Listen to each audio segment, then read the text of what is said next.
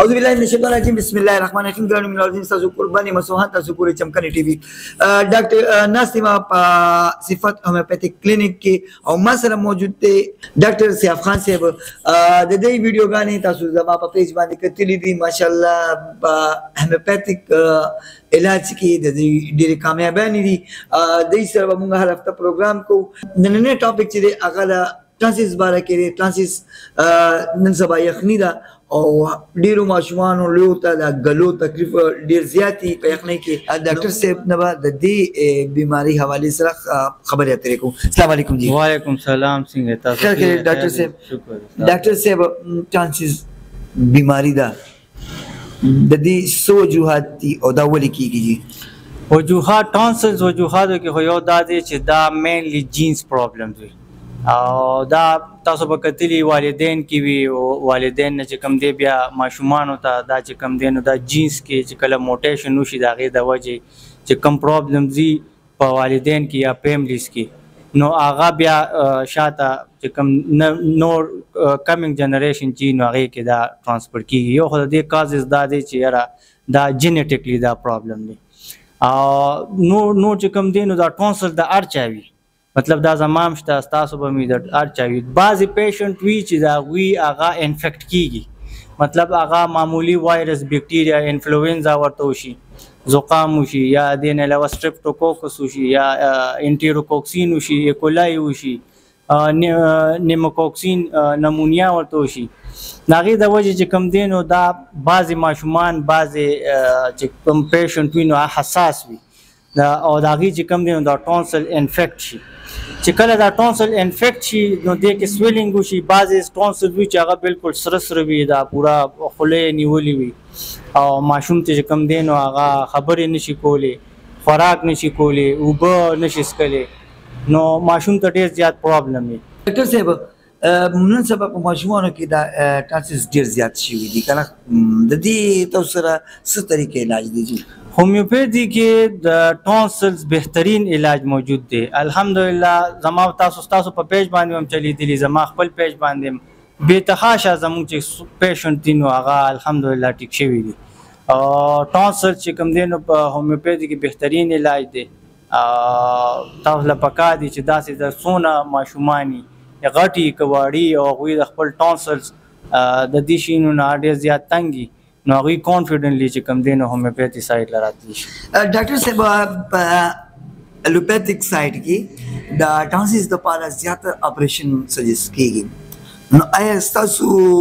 چې کوم هغه اپریشن ته رسېدلي هغه مریضان نو دې سره به ستاسو طریقې علاج کې څه بیا د هغې ګوره زه په یوم هومیوپیتھی ته هله یو پیشنټ راځي چې هغه مختلف نور چې کوم سکول اف تاټس دي هغې ټچ کړي جی جی ډایرکټ څوک هم هومیوپیتھی ته نه راځي. موږ له چې څونه پیشنټ راځي که تاسو ګورئ که د ټونسلز وي که هغه د بواسیر وي که هغه د ارخونیسا وي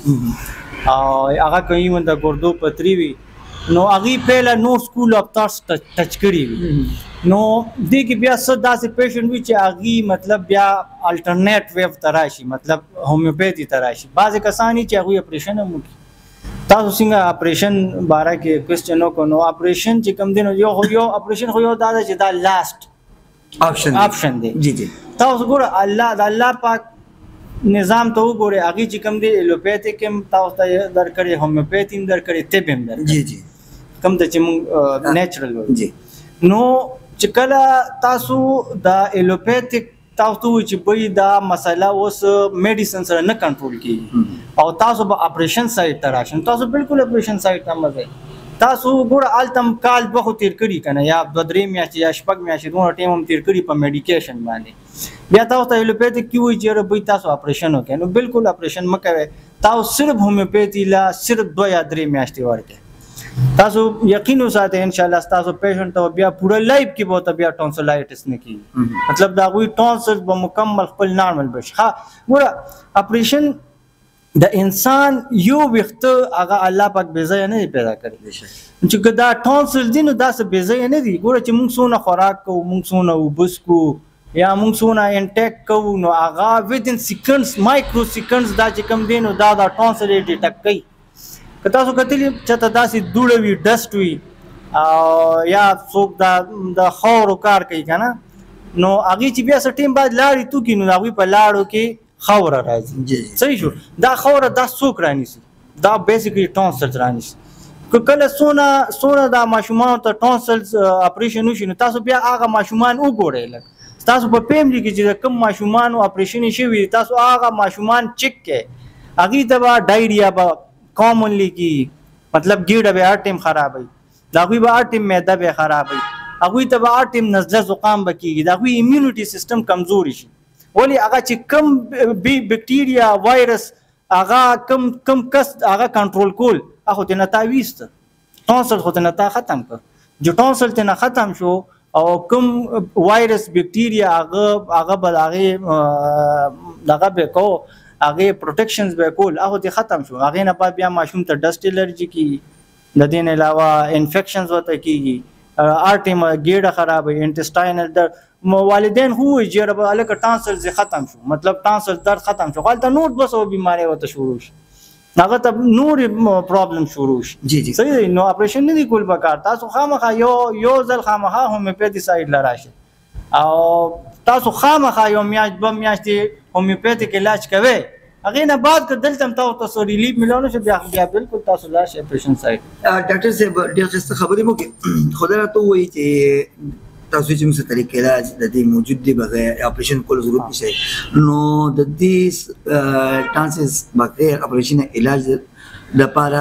تاسو سره څه دلته کې میډیسن ورکوي څومره میاشت هغې دوايي هغه علاج ځایوي زموږ چې 3 میاشتې کورس دی مونږ پیور هومیوپیتھیک علاج ولا ورکو چې پای کې مختلف مطلب هغه مونږ پیشنټ چې کوم دغه دی هغه ساين سیمپټمز دی هغه تنه مونږ والو کې ان کیس ټونسل 3 ریډ کلرز کی وی دا خپل دوی دا وایټ کلرز کی وی دا خپل دوی دا انفیکشن پکې دا خپل دوی دا که پس پی پکې دا بیا خپل دوی دا مونږ بیا پیشنټ وګورو هغه مطابق ته میډیسن ورکو او زمونږ الحمدلله چې مریض 15 ورځې میډیسن خوري بس پین درد سویلنګ دا شي نه ختمي 3 میاشتې کورس ان شاء الله وکي لس کالو کې به ټانسل نه کی لس کالو کې ته ټانسل وشو زیزی مواد ډاکټر صاحب هومیوپیتھیک طرف ته خلکو لوګ دي طرف رجحان چې کم دی هغه ډېر کم پدې دي چې د دې فیس چې او دوايانو دغه چې خرچ یې ډېره زیاته وي ستاسو سره غوړي دي ګورو جی تاسو کوېسچن دا چې کم دی نو ویلډ دی په تھرو آوټ دی ورلد تاسو وګورئ هومیوپیتھیک علاج واحد علاج دی چې دا ارزان علاج دی او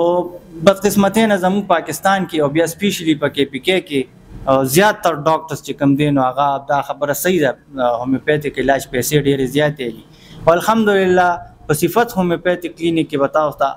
په ارزان قیمته ښه علاج ملاویږي ان شاء الله ډاکټر سیاف خان سیاف صاحب الله عزت وکړه مینوالو دا زموږ نننې پروګرام د چانسز د کلو باره کې ان شاء الله آینده هفته کې به د یو نوي ټاپک سره بیا ډاکټر صاحب سره کینو او د هغه بیمارۍ باره کې به د هغې بیمارۍ د علاج باره کې به ډاکټر صاحب سره خبرې اترې کوو په دې خبرو تاسو اجازه کوم د الله په امان